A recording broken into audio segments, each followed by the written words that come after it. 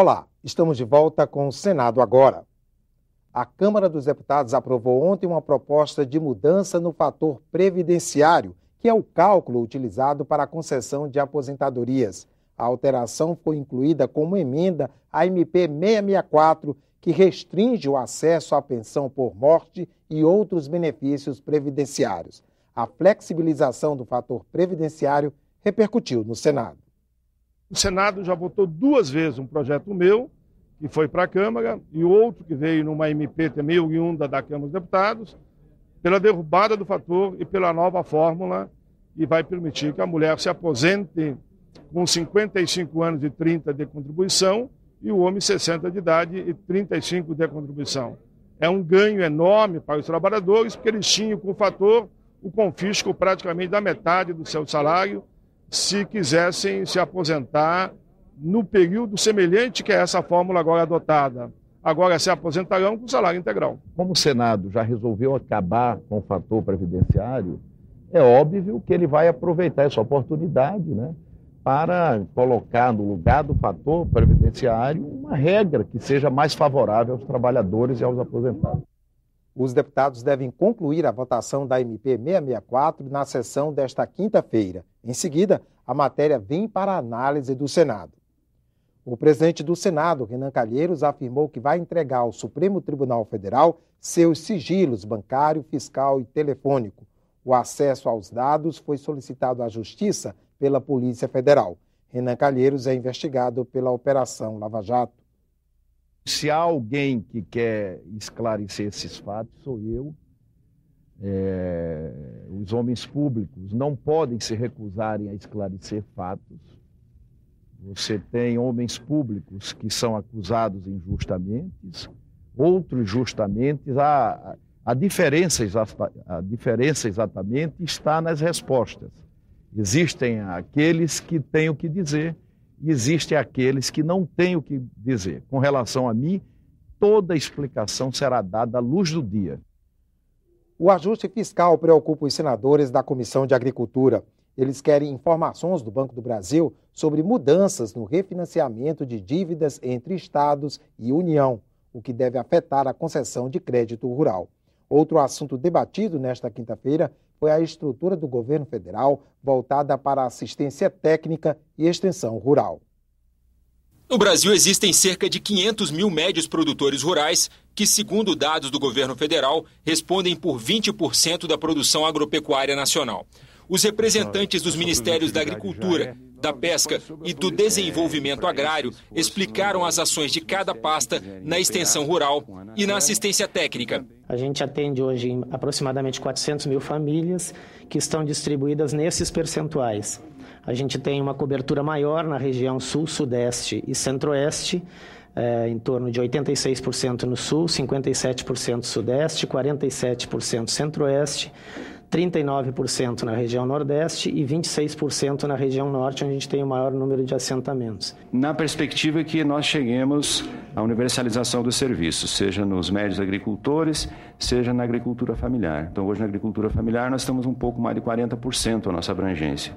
Os parlamentares demonstraram preocupação com a falta de presença de técnicos no meio rural. Segundo eles, a estrutura do governo não vem se traduzindo em benefícios para o agricultor.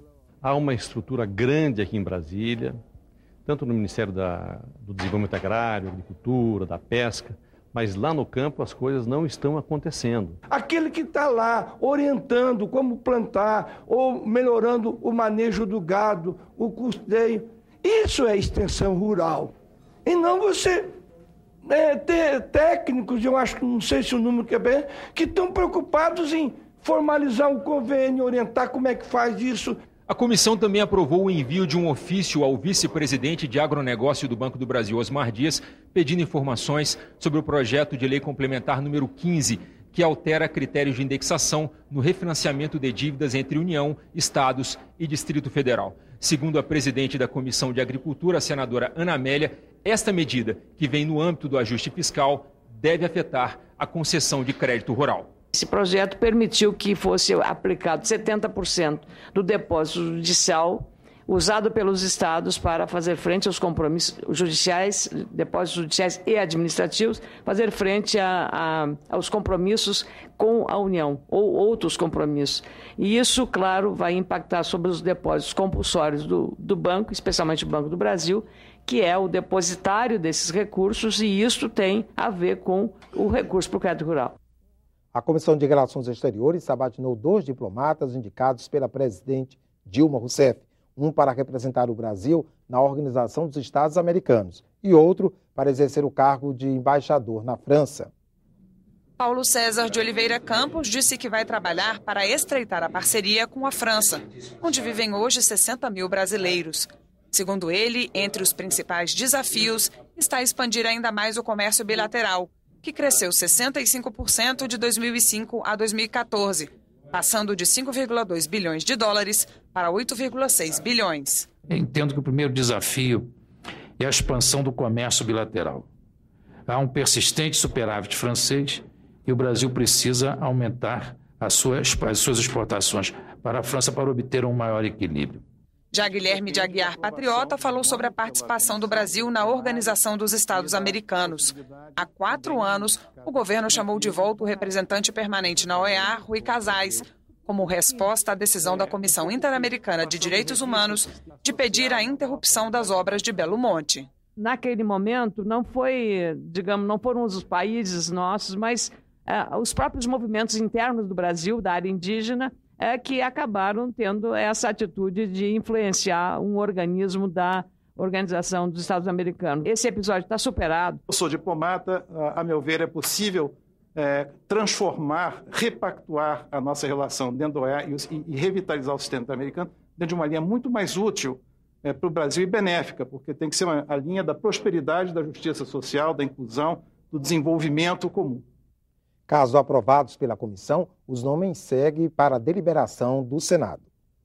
A Comissão de Relações Exteriores aprovou proposta que confirma a adesão do Brasil ao Observatório Europeu do Sul, no deserto do Atacama, no Chile. O país, primeiro membro não europeu do grupo, assumirá a condição de coproprietário de telescópios e equipamentos científicos de grande porte.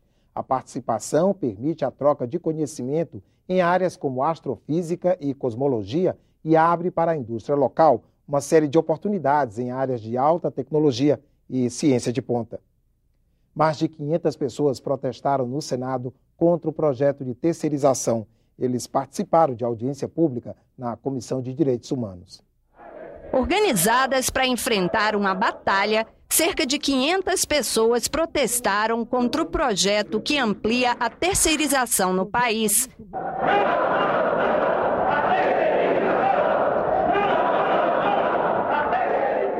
Advogados, procuradores, auditores fiscais, sindicalistas e trabalhadores participaram de audiência pública na Comissão de Direitos Humanos, que teve como tema a terceirização e o combate ao trabalho escravo.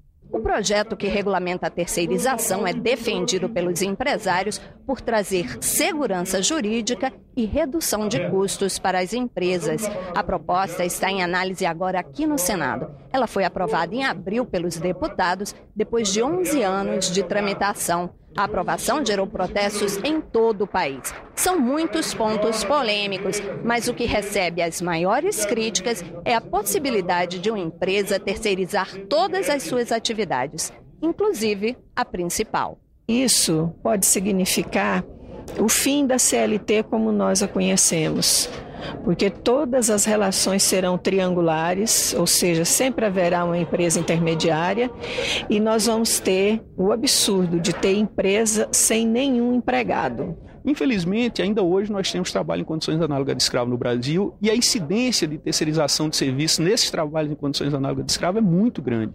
Em vários segmentos, tanto na área rural quanto na área urbana, diversos segmentos econômicos comprovam isso, até porque o trabalhador terceirizado, infelizmente, e essa é a dura realidade, é tratado como descartável.